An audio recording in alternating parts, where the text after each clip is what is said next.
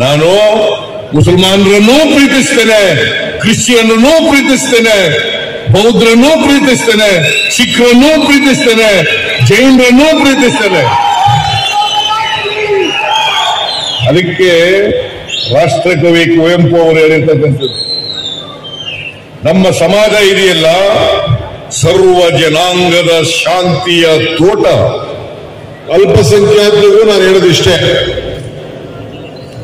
ಈ ದೇಶದಲ್ಲಿ ನಿಮ್ಮ ತ್ಯಾಗ, ಬಲಿದಾನ, ನಿಮ್ಮ ಶಕ್ತಿ, ನಿಮ್ಮ ಕಸುಬು, ನಿಮ್ಮ ವೃತ್ತಿ ಯಾರು ಕೂಡ ಅಲೆಗಡಲಿಕ್ಕೆ ಸಾಧ್ಯ ಇಲ್ಲ.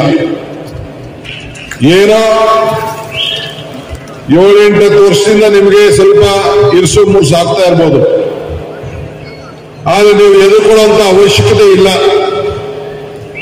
ಈ ದೇಶ ಆಳಿದಿರಿ, ಈ ದೇಶಕ್ಕೆ ಸ್ವಾತಂತ್ರ್ಯ ತಂದುಕೊಟ್ಟಿದ್ದೀರಿ, ಈ ದೇಶಕ್ಕೆ ಬಲಿದಾನ ಮಾಡಿದ್ದೀರಿ, ಈ ದೇಶದಲ್ಲಿ ಅನೇಕ ಹುದ್ದೆಗಳಲ್ಲಿ ನಾಯಕತ್ವವನ್ನು ಪಡೆದಿದ್ದೀರಿ. ಎಲ್ಲ ವರ್ಗದ ಸಮಾಜತೆ ಸೋದರ ಭಾವತ್ವವನ್ನು ಹೊಂದಿಕೊಂಡು ಜೀವನವನ್ನ ಮಾಡ್ತಾ ಇದ್ದೀರಿ. ನಾನು ಇಲ್ಲಿ ಕಾಂಗ್ರೆಸ್ ಪಕ್ಷದ ಅಧ್ಯಕ್ಷನಾಗಿ ಏನಿಲ್ಲಿ ಬಂದಿದ್ದೇನೆ, ಈ ರಾಷ್ಟ್ರದ ಧ್ವಜ ನೀವೆಲ್ಲ ಸೇರಿ ನಮಗೆ ಕೊಡಿಸಿದ್ದೀರಿ. ರಾಷ್ಟ್ರ ಗೀತೆ ನಮಗೆ ಕೊಡಿಸಿದ್ದೀರಿ, ಸಂವಿಧಾನ ನೀವು ಕೊಡಿಸಿದ್ದೀರಿ.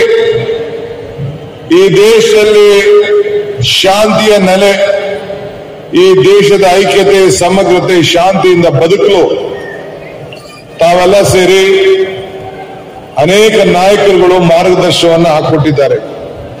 जिस तरीके से फरवरी से शुरू हुआ हिजाब का मामला, उसके बाद दुकानें रखने का मामला, उसके बाद कट का मामला, अब उसके बाद अज़ान का मामला, अब बहुत सी चीजें हैं. आप लोग अभी भी नींद से बेदार होने तैयार नहीं, इसलिए ज्यादा मैं एक शेर बोलते हुए मैं आगे बढ़ाता हूं, क्योंकि हमारे प्रेसिडेंट साहब आगे जाना है. खुदा भी आज तक इस कौम की हालत नहीं बदलता, न हो ख्याल अपनी हालत के खुद बदलने का. आप लोगों को अपनी हालत खुद बदलने की नहीं, आपकी हालत बदलने के लिए कोई आसमान से फरिश्ते आने वाले नहीं है. आप लोगों को मालूम नहीं है हमारे वोटर लिस्ट से नाम कैसे गायब किए जा रहे हैं. रिसेंट में यूपी में जो इलेक्शन हुआ, आपको सुनकर ताज्जुब होगा. 160 पर 5 सीटें बीजेपी 200 से 2000 वोटों के डिफरेंस में हारी जीती है. सेकुलर फोर्स 160 पर 5 सीटें हार गया. कितने वोटों से? 200 वोट से 2000 वोट. अब हमें अगर वो लोग उसमें हमारे वोट बहुत शादी नहीं, क्योंकि एमआईएम वाले 200 से 2000 वोट लेकर 165 सीट्स हमारे हराए. अब हम किससे फाइट करें? नए ताकतें हमारे खिलाफ उठकर खड़ी हो रही हैं. उनका मकसद बस इतना ही है कि सीटों को जीतने के लिए रोकना है और दूसरों को जिताना है, बस. अब और एक नई पार्टी पैदा हो गई हमारी. पुराने हमारे जनता दल के हमारे कुमार स्वामी साहब अब इतने दिन हमारे बारे में बात भी नहीं करने तैयार रखते हो. अब तो सुबह उठे तो हमारे बारे में फिक्र उनको, जिसने फिक्र नहीं. ये हालत है. इसके वास्ते जरा सोच समझकर अकलमंदी के साथ आगे हम लोगों को बढ़ना है. मैं इतना बोलते हुए, आप लोग बहुत समझदार है, ज्यादा से ज्यादा बोलने की जरूरत नहीं है, क्योंकि हमारे सदर साहब है, इसलिए मैं उनके सामने हमारा मेमोरेंडम पढ़कर मेरी बात को खत्म करता हूं. ಈ ದೇಶದಲ್ಲಿ ಹಿಂದೂಗಳು ಮುಸಲ್ಮಾನರು ಅಣ್ಣ ತಮ್ಮಂದರಂತೆ ಬದುಕುವಂತ ದಿನ ಬರಲಿ ಸಾಕು ಅಂತ ಅಲ್ಲಾಹನನ್ನ ಕೇಳ್ತೀನಿ ಅಂತ ಅವರು ಉತ್ತರ ಕೊಟ್ಟರು. ಭಾರತ ದೇಶದ ಇತಿಹಾಸದಲ್ಲಿ ಎಲ್ಲೋ ನಡೆದಿರುವಂತ ಒಂದಷ್ಟು ತಪ್ಪುಗಳ ಬಗ್ಗೆ ಅಜ್ಞಾನದಿಂದ ಹಿಂದೆ ನಾನು ಕೂಡ ಮಾತಾಡಿದ್ದೀನಿ. ಆದ್ರೆ ಇವತ್ತು ಅನೇಕ ಜನ ಮಾತಾಡ್ತಾ ಇದ್ದಾರೆ. ಆದ್ರೆ ನಾವೆಲ್ಲರೂ ಕೂಡ ಅರ್ಥ ಮಾಡ್ಕೊಳ್ಬೇಕಾಗಿದೆ, ಈ ದೇಶದಲ್ಲಿರುವಂತ 20x80 ಅಂತ ಹೇಳಿ ಮಾತನಾಡಿದಂತ ಯೋಗಿ ಆದಿತ್ಯನಾಥರಿಗೆ ಈ ದೇಶದಲ್ಲಿರುವಂತ 20% ಜನ ಕೂಡ ಕಷ್ಟಪಟ್ಟು ದುಡಿತಾ ಇರೋದು ಅವರ ಮಕ್ಕಳ ಹೊಟ್ಟೆಗೆ ಒಂದು ಹೊತ್ತಿನ ಊಟವನ್ನ ಹಂಚೋದಕ್ಕೋಸ್ಕರ ದುಡಿತಾ ಇದ್ದಾರೆ, ಸ್ವಾಭಿಮಾನದ ದುಡಿಮೆಯನ್ನು ಮಾಡ್ತಾ ಇದ್ದಾರೆ. ಅವರನ್ನು ನಮ್ಮ ಅಣ್ಣ ತಮ್ಮಂದಿರಂತ ನಾವು ಕಾಣಬೇಕಾಗ್ತದೆ.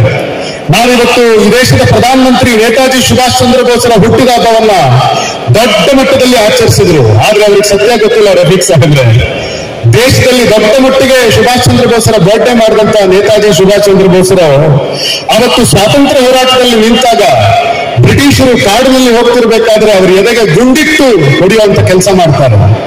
ಆ ಗುಂಡು ನೇತಾಜಿ ಸುಭಾಷ್ ಚಂದ್ರ ಬೋಸ್ಗೆ ಬೀಳುತ್ತೆ ಅಂತ ಗೊತ್ತಾದ ತಕ್ಷಣ ಆ ಗುಂಡಿಗೆ ಅಡ್ಡ ನಿಂತವರು ಯಾರು ಅಂತ ಅಂದ್ರೆ ಸೈಯದ್ ನಿಜಾಮುದ್ದೀನ್ ಅಂತ ಒಬ್ಬ ಮುಸಲ್ಮಾನ ಗುಂಡೇಟು ತಿಂದು ನೇತಾಜಿ ಸುಭಾಷ್ ಚಂದ್ರ ಬೋಸರ ಪ್ರಾಣ ಉಳಿಸಿದ್ದಾನೆ. ಈ ತರ ದೇಶದ ಚರಿತ್ರೆಯನ್ನು ಹುಡುಕ್ತಾ ಹೋದ್ರೆ ನಾವು ಒಟ್ಟಾಗಿ ದುಡಿದಂತ ಸಾವಿರಾರು ಉದಾಹರಣೆಗಳು ನಮ್ಗೆ ಸಿಗುತ್ತೆ. ನಮ್ಮ ಭಾಗದ ಮಾಜಿ ಶಾಸಕರು ಹಿರಿಯರು ಅವರು ಕೂಡ ನಮ್ಮ ನಡುವೆ ಇದ್ದಾರೆ, ನಮ್ಮ ಎಲ್ಲ ಹಿರಿಯರಿದ್ದಾರೆ. पूरी जगह देश के कोने कोने में हो, आज जिस तरह के हादसे हो रहे हैं, जिस तरह के इंसिडेंट्स हो रहे हैं, जिस तरह की भाषा बोली जा रही है, जिस तरह से माइनॉरिटीज को लगातार टारगेट किया जा रहा है, इसको लेके हम लोगों को लगा हम लोग डिस्ट्रिक्ट जाएंगे, हमारे लोगों को बुलाएंगे, उनके बीच में अपनी बात रखेंगे और उनके साथ हम लोग वार्तालाप करेंगे, डिस्कशन करेंगे, ताकि हम लोगों को ग्राउंड में क्या सिचुएशन है वो भी पता चले। और उसके साथ साथ हम लोग जो है हमारे माइनॉरिटी के भाई बहनों को हिम्मत देने का काम, हिम्मत अफजाई करने का काम हम लोग करेंगे डिस्ट्रिक्ट में जाके करके हम लोग सोच के कन्वेंशन बुलाए हैं। आप तमाम लोगों को पता है कि कर्नाटका में पिछले 3 महीने से क्या हो रहा है, पूरे देश भर में क्या हो रहा है। आप लोगों से कोई छुपा हुआ मामला है नहीं, क्योंकि आप लोग तमाम लोग हर दिन सवेरे न्यूज़पेपर पढ़ते हैं, हर दिन टीवी देखते हैं, आपके मोबाइल फोन पे सोशल मीडिया से आप वाबस्ता है, आप लोगों को पता है क्या हो रहा है। मैं एक इशू के बारे में यहाँ डिस्कस करने की कोशिश नहीं करूंगा, बस इतना मैं मैसेज देने के लिए यहाँ खड़ा हुआ कि हम लोग एक डेमोक्रेटिक कंट्री में हम रहते हैं। दुनिया भर के देश में, दुनिया भर में कई देशों में ऐसा एक टाइम आया है जहां पे वहां के माइनॉरिटीज को, वहां के पिछले वर्ग के लोगों को, वहां के डिप्रेस सेक्शंस को सताया गया है, और तो मेजोरिटेरियन पॉलिटिक्स भी है। ये हमारे देश में भी कुछ सालों से हो रहा है, खासकर 2014 से जब नरेंद्र मोदी देश के प्रधानमंत्री बने और अलग अलग राज्यों में भारतीय जनता पार्टी की सरकार जब से बनी है, ये इस तरह के हादसे होने लगे हैं। लेकिन हम लोग भी चुप नहीं बैठे हैं, हर इश्यू पे हम लोग बोले हैं, हर इश्यू पे हम लोग पार्लियामेंट के अंदर हो, पार्लियामेंट के बाहर हो, असेंबलीज के अंदर हो, असेंबलीज के बाहर हो, काउंसिल के अंदर हो, काउंसिल के बाहर हो, हम लोगों ने माइनॉरिटीज की आवाज उठाने की लगातार कोशिश की है। आप लोगों को पता है कि भारतीय जनता पार्टी ये सब क्यों कर रही है करके, क्योंकि जितने भी वायदे वो किए थे 2014 के चुनाव के पहले, उसमें एक भी वायदा वो पूरा कर नहीं पाए। चाहे नौकरियां देने की बात हो, चाहे वो अलग अलग समुदाय के लोगों को मदद करने की बात हो, या नहीं तो वो हमारा इकोनॉमिक कंडीशन ठीक करने की बात हो, बहुत सारे ऐसे वादे किए थे जिसमें एक भी वादे पे वो खरा नहीं उतरे, एक भी वादा वो पूरा नहीं कर पाए। आज दुनिया भर में अगर हम देखेंगे, पॉवर्टी का इंडेक्स अगर देखेंगे, अगर गरीबी का इंडेक्स देखेंगे, अगर भुखमरी का इंडेक्स अगर देखेंगे, अगर खुशहाली का इंडेक्स अगर देखेंगे, तो 200 कंट्रीज के लिस्ट में हिंदुस्तान कहीं किसी पे 190 पे है, किसी पे 180 पे है, तो किसी पे 170 पे है। तो इन तमाम चीजों को देखते हुए लगातार हमारे देश का जो इंडस्ट्रियल प्रोडक्शन गिर रहा है, जो एग्रीकल्चरल प्रोडक्शन गिर रहा है, जो नौकरियां दे नहीं सक रहे, जो एक्सपोर्ट्स बढ़ा नहीं सक रहे, इन लोगों को पता है कि हमारा इकोनॉमिक कंडीशन ये लोग आने वाले 5 साल 10 साल भी अगर पावर में रहे तो भी हमारा इकोनॉमिक कंडीशन ठीक होने वाला नहीं है। उन लोगों को पता है कि युवा लोग नाराज है, उन लोगों को पता है आम आदमी नाराज है, उन लोगों को पता है हमारा देश का किसान और मजदूर नाराज है। तो कैसा अटेंशन डाइवर्ट करना, पेट्रोल डीजल और गैस के दाम लगातार बढ़ते जा रहे हैं, कल कुछ कम करने की कोशिश की है।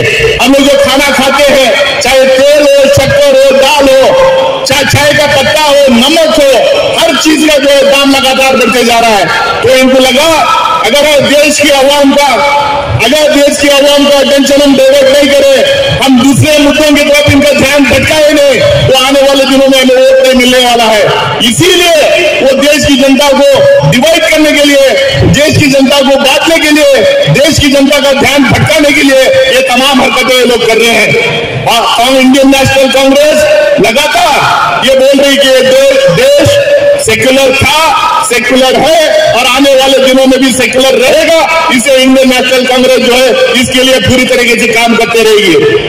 हमारे अध्यक्ष श्री डी.के. शिवकुमार साहब उदयपुर के चिंतन शिविर की बात कर रहे थे। मैं भी उदयपुर के चिंतन शिविर में 3 दिन था, वहां ये डिस्कशन में, डेलिब्रेशन में मैंने पार्टिसिपेट किया।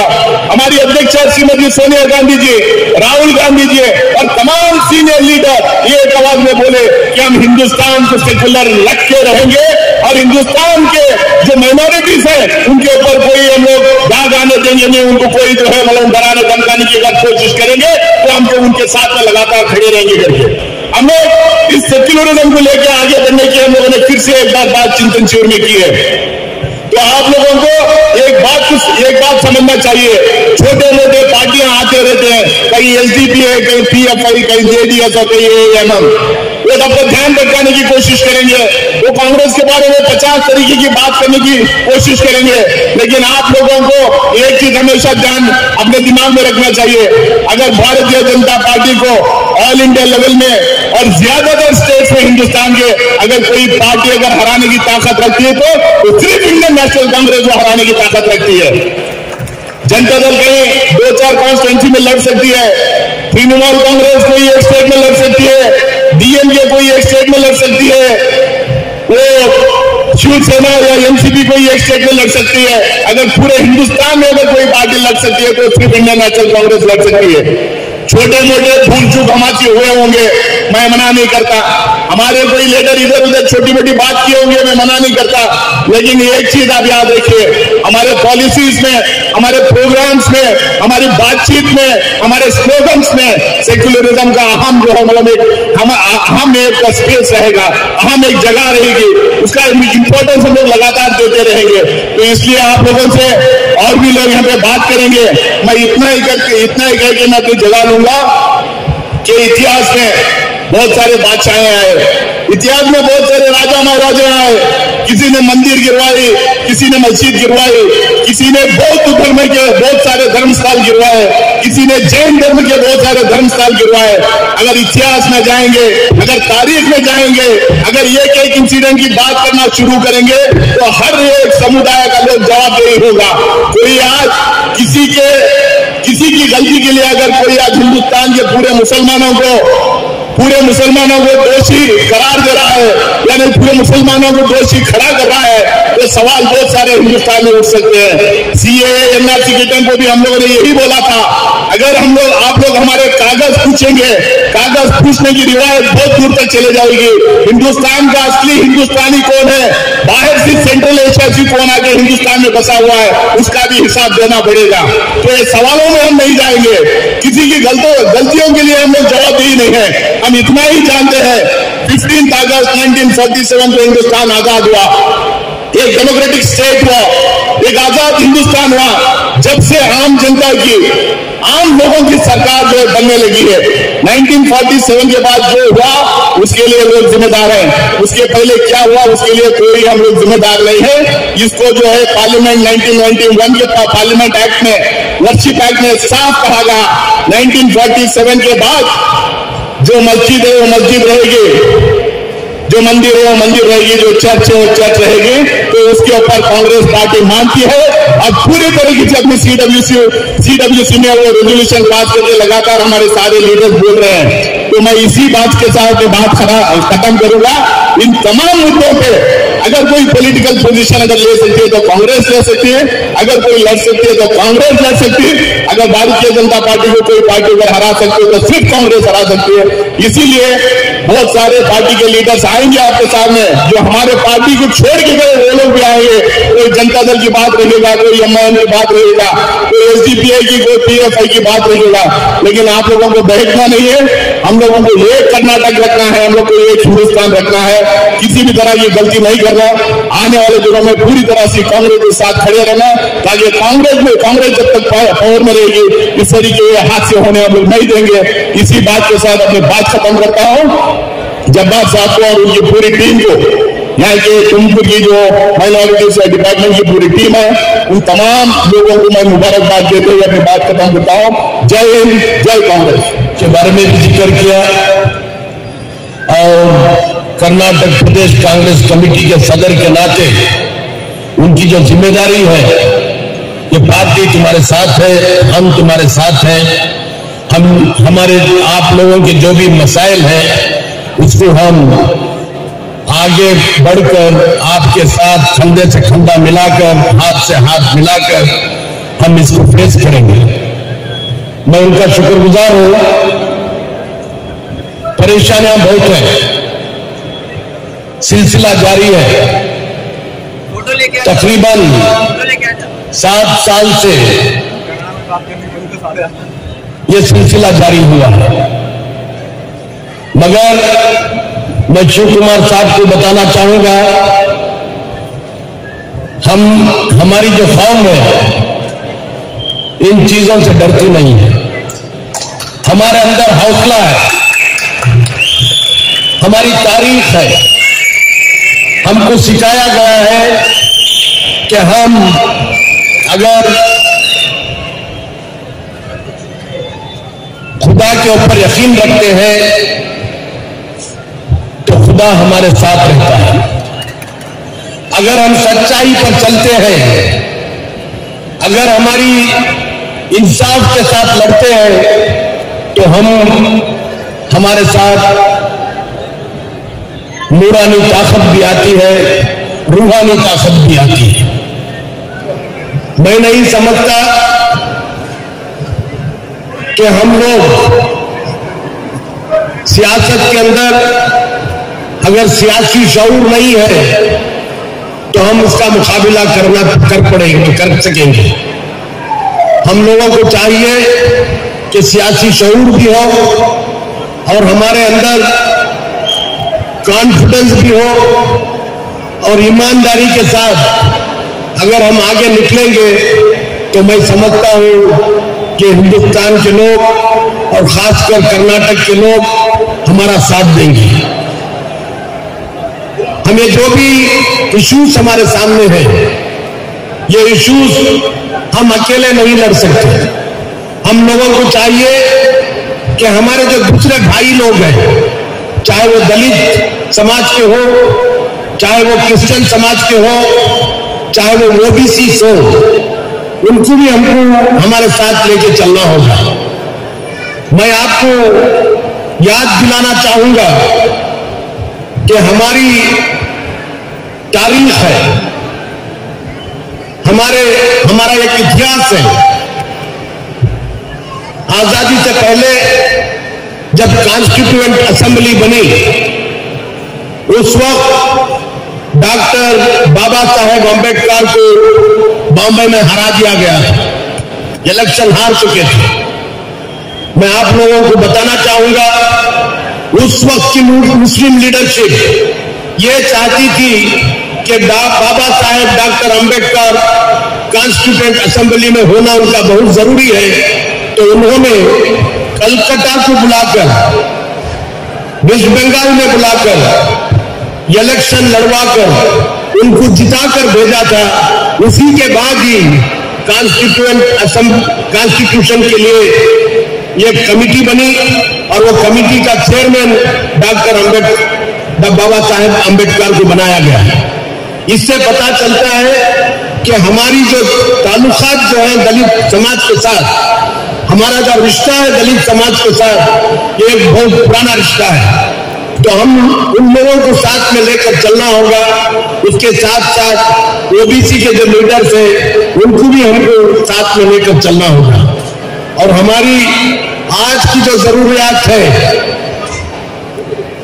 आप लोग जहां कहीं पर भी आपके ताल्लुक के अंदर ऐसे लोगों को मिलजुल कर बात करना होगा, मसाजिद को अपना मरकज बनाना होगा, मसाजिद के अंदर इन लोगों को बुलाकर बातचीत करना होगा और हमारे मसले और मसाइल आपके ताल्लुक के हद तक जो भी है उसको हल करने के लिए एक कोशिश आप लोगों को शुरू करने की जरूरत है। मैं जब ये भी आपको बताना चाहूंगा, मौलाना अली मियां ने 40 साल पहले कहा था, सिर्फ आप मसाजिद में जाकर आप नमाज पढ़ने से या रात में तहज्जुद की नमाज पढ़ने से, रोजे रखने से आप ये मत समझना कि आपके पूरे फ्राइज पूरे हो गए। मैं बताना चाहूंगा, एक वक्त ऐसा भी आएगा हम लोगों को मस्जिद में जाकर नमाज पढ़ने भी नहीं दिया जाएगा। वो वक्त आज आया है। इसकी जिम्मेदारी किसकी है? इसकी जिम्मेदारी हम लोगों की है, क्योंकि हमने हमारे लोगों को, दूसरे भाइयों को साथ में लेकर नहीं चला, हमने उनके साथ रिश्ता नहीं निभाया, हमने उनके साथ में लेकर हमारे जो मसले मसाइल है उसके बारे में मशवरा नहीं किया। यही एक वजह है कि आज हम लोगों को देखकर, और वो भी कितनी बड़ी जमात है, आप ये भूल मत जाना कि सारे हिंदुस्तान के अंदर हम लोगों की तादाद 15% तादाद है। हम लोगों की तादाद कर्नाटक के अंदर 15% की तादाद है। अगर कर्नाटक के वोटर लिस्ट के अंदर 5 करोड़ वोट है तो आप लोगों को मालूम होना चाहिए तकरीबन 1 करोड़ लोग हम लोगों के भी हैं, क्रिश्चियन के भी और माइनॉरिटीज के भी हैं। जिसको चाहते हैं हम जिता सकते हैं, जिसको चाहते हैं हम हरा सकते हैं। ये ताकत हमारे में है, मगर ये ताकत हासिल करने के लिए हम लोगों को बैठकर, सोचकर, इत्तेहाद के साथ, इत्तेफाक के साथ में मिलकर जुलकर अगर काम करेंगे तो मैं समझता हूं कि ताकत हमारी सामने आएगी। मगर हम लोगों की कमजोरी है, क्रिश्चियन ब्रदर्स भी है इधर। हम मुसलमान का फर्ज बनता है सबको साथ लेकर चले, लेकिन मुसलमान अपनों को ही साथ लेकर जाने के लिए तैयार नहीं है। आज सोचिए आप हमारे हालत क्या है। स्कूल कॉलेजेस में हमारे बच्चों को पढ़ने को अंदर हिजाब डालने को परमिशन नहीं है, एग्जाम लिखने को नहीं छोड़े। ये सब हालात के ऊपर भी हम नहीं मिलते हैं तो फिर कैसे मिलेंगे बोलिए? सोचिए जरा, हमें किसी दूसरों से नहीं लड़ना है। ये मुल्क हमारा है, जैसे सबका है उसी तरीके से ये मुल्क हमारा है, उसमें कोई किसी से हम पूछने का जरूरत नहीं है। हम इस मुल्क को बचाने के लिए लड़ना है। आज ಈ ದೇಶವನ್ನ ಉಳಿಸಲಿಕ್ಕೋಸ್ಕರ ನಾವು ಇವತ್ತು ಹೋರಾಟ ಮಾಡಬೇಕಾಗಿದೆ। ನಮ್ಮ ಸಮುದಾಯಕ್ಕಾಗಿ ನಾವು ಹೋರಾಟ ಮಾಡಬೇಕಾಗಿಲ್ಲ, ಯಾಕಂದ್ರೆ ಈ ದೇಶ ನಮ್ದು, ಇದ್ರ ಮೇಲೆ ಬಾಕಿ ಇರುವಂತ ಅಷ್ಟೇ ಹಕ್ಕು ನಮಗೂ ಕೂಡ ಇದೆ ಅನ್ನೋ ಮಾತನ್ನು ನಾನು ಹೇಳ್ತೇನೆ। ಹಜರತ್ ಟಿಪ್ಪು ಸುಲ್ತಾನ್ ಅವರು ಪ್ರಾಣನೇ ಕೊಟ್ಟರು ಈ ಭೂಮಿಗೋಸ್ಕರ। ತನ್ನ ಮಕ್ಕಳನ್ನ ಬ್ರಿಟಿಷರ್ಸ್ಗೆ ಅಡಮಾನ ಇಟ್ಟು, ಯಾಕೆ? ಅವರ ಖಾನ್ದಾನ್ಗಾಗಿನ ಇಲ್ಲ ಅವರು ರಾಜರಾಗಿ ಉಳಿಲಿಕ್ಕ ಇಲ್ಲ, ಈ ದೇಶಕ್ಕಾಗಿ ಈ ರಾಜ್ಯಕ್ಕಾಗಿ ಅವ್ರು ತ್ಯಾಗ ಮಾಡಿರುವಂತದ್ದು। ಅವರನ್ನ ಇವತ್ತು ಇವರು ಯಾವ ತರ ಚಿತ್ರಣ ಮಾಡ್ತಾ ಇದ್ದಾರೆ ಅನ್ನೋದು ನೀವು ನೋಡಿ, ಅವ್ರ ಬಗ್ಗೆ ಯಾವ ರೀತಿಯಲ್ಲಿ ಮಾತಾಡ್ತಾರೆ ಅಂತ ನೋಡಿ। ಇವರು ಯಾರನ್ನು ಬಿಡಲ್ಲ। ಇವತ್ತು ಮುಸ್ಲಿಮ್ಸು, ನಾಳೆ ಕ್ರಿಶ್ಚಿಯನ್ಸು, ನಾಳೆ ದಲಿತರು ಮತ್ತೆ ಹಿಂದುಳಿದ ವರ್ಗ ಎಲ್ಲರನ್ನೂ ಇವರು ಹೀಗೆ ಮಾಡ್ತಾರೆ। ಇದನ್ನು ನಾವೆಲ್ಲರೂ ಅರ್ಥ ಮಾಡ್ಕೋಬೇಕು। ನಾವಿದನ್ನು ಅರ್ಥ ಮಾಡ್ಕೊಳ್ಳದೆ ಕೂತ್ಕೊಳ್ಳಿ, ಬನ್ನಿ, ಮಾತಾಡಿ। ಇವತ್ತು ಈ ಅವಕಾಶ ಬೆನ್ನತ್ಕೊಂಡು ಬಂದ್ರೆ ಓಡುವಾಗ ಕೂತ್ಕೊಳ್ಳೋಕ್ಕೂ ಜಾಗ ಸಿಗದೆ ಇರುವಂತ ಪರಿಸ್ಥಿತಿ ಬರಬಾರ್ದು ಅಂತ ಹೇಳಿ ಇವತ್ತು ನಿಮ್ಮನ್ನ ಕರೆದು ಇಲ್ಲಿ ಕೂರಿಸಿ ನಾವು ಮಾತಾಡ್ತಾ ಇರೋದು। ಇದನ್ನ ಅರ್ಥ ಮಾಡ್ಕೋಬೇಕು। ನಮ್ಮ ನೈತಿಕತೆ ಏನು, ಯಾವ ರೀತಿಯಲ್ಲಿ ಸರ್ಕಾರ ತರಬೇಕು, ಯಾವ ಪಕ್ಷ ಈ ದೇಶದಲ್ಲಿ ಈ ರಾಜ್ಯದಲ್ಲಿ ಆಡಳಿತಕ್ಕೆ ಬರಬೇಕು ಅನ್ನೋದನ್ನ ನಾವು ಪ್ರತಿಯೊಬ್ಬರು ಅರ್ಥ ಮಾಡ್ಕೋಬೇಕು।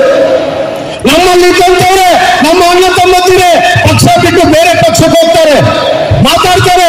ಈ ಪಕ್ಷದಲ್ಲಿ ಇದ್ದಾಗ ಯೂಟ್ಯೂಬ್ ಅಲ್ಲಿ ಎಲ್ಲಾರ್ದು ಇರುತ್ತೆ, ನಾನು ಮಾತಾಡೋದು ಯೂಟ್ಯೂಬ್ ಅಲ್ಲಿ ಇರುತ್ತೆ, ಅವ್ರು ಮಾತಾಡಿ ಯೂಟ್ಯೂಬಲ್ಲಿರುತ್ತೆ. ನಿನ್ನೆ ಮಾತಾಡಿರೋದೇನು, ಇವತ್ತು ಮಾತಾಡೋದೇನು, ನಾಳೆ ಮಾತಾಡೋದೇನು ನೀವೇ ನೋಡ್ಬೋದು. ಯಾವ ರೀತಿಯಲ್ಲಿ ಬದಲಾವಣೆ ಹಾಕಿರ್ತಾರೆ. ಇದು ಅಧಿಕಾರಕ್ಕೇನ, ದುಡ್ಡಿಗಾಗೇನ, ಇಲ್ಲ ಸಮುದಾಯದ ಮೇಲಿರೋ ಪ್ರೀತಿಗಾನ ಅನ್ನೋದನ್ನ ನೀವು ಆಲೋಚನೆ ಮಾಡಬೇಕಾಗುತ್ತೆ. ನೀವು ಆಲೋಚನೆ ಮಾಡದೆ ಹೋದ್ರೆ ನಿಮ್ಮ ಆಲೋಚನೆನ ಹಾಳು ಮಾಡುವಂತ ಮಾತು ಅವ್ರು ಆಡ್ತಾರೆ.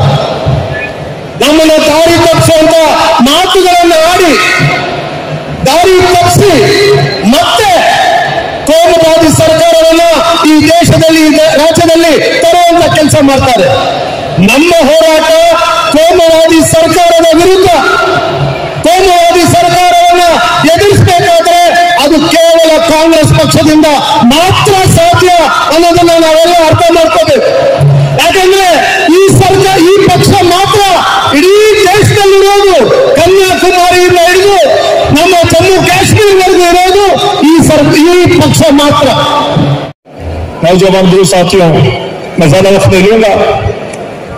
आज तरह तरह की तकलीफ देने की कोशिश कर रही हुकूमत, चाहे हिजाब का मसला हो, हलाल हो, अजान हो, इन पर शेर अर्ज करना चाहूंगा। चिरागों की हिफाजत करते करते हवाओं को रुख बदलना आ गया। चिरागों की हिफाजत करते करते हवाओं को रुख बदलना आ गया। अब कितनी आग बरसाएगा सूरज, हमें शोलम पे चलना आ गया, हमें शोलम पे चलना आ गया। मैं नौजवान कहना चाहूंगा, डरिए मत, हम आपके साथ हैं। आजादी की लड़ाई में महात्मा गांधी के साथ मौलाना अबुल कलाम खंडे से खंडे मिला के इस मुल्क को आजाद करवाया। हमने अपने खून से इस मुल्क को सींचा है। आज ऐसा वक्त आएगा, मुसलमानों की इस मुल्क की जरूरत पड़ी तो खुदा की कसम हर एक मुसलमान सर पर काम डालकर इस मुल्क की हिफाजत करेगा। शहीदों के चिताओं पर लगेंगे हर बरस मेले, वतन पे मरने वालों का यही बाकी निशान होगा। मैं आप लोग कहना चाहूंगा, हम मिल के जुट करके हम लड़ाई लड़ेंगे। आज फुर्सत इस्लाम के खिलाफ हम आंदोलन करेंगे, लड़ाई लड़ेंगे। आज मुल्क में अगर मुसलमानों के साथ है तो कांग्रेस पार्टी दल के साथ है। मुसलमान कांग्रेस को तरफ दे रही है, लेकिन उसी तरह कांग्रेस भी मुसलमानों के साथ इस बात कहते हुए मैं ज्यादा ना कहते मैं नौजवान कहना चाहूंगा, ऐसा जोश में कैसा कोई काम ना करे जिससे हमें नुकसान हो। और नौजवानों की ताकत हमें चाहिए। ये बात कहते हुए एक शेर नौजवानों के लिए करना चाहूंगा। संघर्ष के चाय में असली जवानी पलती है, संघर्ष के साय में असली जवानी पलती है। इतिहास उधर झुक जाता है, जवानी चलती है, जवानी चलती है। ನಮ್ಮ ಹೆಚ್ಚಾಗಿ ಮಾತಾಡಿದ ಇವತ್ತು ಏನು ಈ ಸಭೆ ಅಲ್ಪಸಂಖ್ಯಾತ ಬಿಲ್ ಹಲವಾರು ವಿಚಾರಗಳಿವೆ. ಇದು ಕೂಡ ಇನ್ನ ಹಲವಾರು ವಿಚಾರ ಚರ್ಚೆ ಮಾಡಬೇಕಾಯಿತು. ಕಾಲದ ಅಭಾವದಿಂದ ಸಾಕಷ್ಟು ಲೇಟ್ ಆಗಿದೆ. ಸನ್ಮಾನ್ಯ ಸಿದ್ದರಾಮಯ್ಯ ಮಾತನ್ನು ಹೇಳ್ತಾ ಈ ಸಭೆಗೆ ಸಹಾಯ ಮಾಡುತ್ತಾ ಎಲ್ಲ ಪಕ್ಷದ ಮುಖಂಡರಿಗೆ ನಾನು ಸಲ್ಲಿಸ್ತೇವೆ. ವಿಶೇಷ ಶೃಂಗೇರಿ ಮಠಕ್ಕೆ ಮರಾಠಿಯವರು ಮಾಡುವಾಗ ಅದಕ್ಕೆ ರಕ್ಷಣೆ ಕೊಟ್ಟವರು, ಅದನ್ನ ಜೀರ್ಣೋದ್ಧಾರ ಮಾಡಲಿಕ್ಕೆ ಸಹಾಯ ಮಾಡಿದವರು ಟಿಪ್ಪು ಸುಲ್ತಾನ್. 4 ಯುದ್ಧಗಳು ಬ್ರಿಟಿಷರ ವಿರುದ್ಧ ಮಾಡಿರುವುದು, 2 ಯುದ್ಧಗಳಲ್ಲಿ ಗೆಲ್ತಾರೆ, 3ನೇ ಯುದ್ಧದಲ್ಲಿ ಸೋಲ್ತಾರೆ, 4ನೇ ಯುದ್ಧದಲ್ಲಿ ನಮ್ಮವರೇ ಗೊತ್ತಾಯ್ತಲ್ಲ. ವೀರ್ ಸಾದಿಕ್ ಇದಾರಲ್ಲ, ವೀರ್ ಸಾದಿಕ್ ಗೊತ್ತಾ ಏನ್ ಮಾಡಿದವ? ಬ್ರಿಟಿಷರ ಜೊತೆ ಸೇರ್ತಿದ್ರು ಟಿಪ್ಪು ಸುಲ್ತಾನ್ ಅವರಿಗೆ, ಅವ್ರಿಗೆ ಸಹಾಯ ಮಾಡಿ, ಬ್ರಿಟಿಷರಿಗೆ ಸಹಾಯ ಮಾಡಿ ಟಿಪ್ಪು ಸೋಲಾಗ ಮಾಡಿದ. ಟಿಪ್ಪು ಒಬ್ಬ ಮಹಾನ್ ದೇಶಭಕ್ತ ಅಂತಕ್ಕಂಥದ್ದನ್ನ ಮರೀಲಿಕ್ಕೆ ಸಾಧ್ಯ ಇಲ್ಲ. ಇದನ್ನ ನನ್ನ ಮೇಲೆ ವಿರೋಧ ಮಾಡಿದ್ದೆ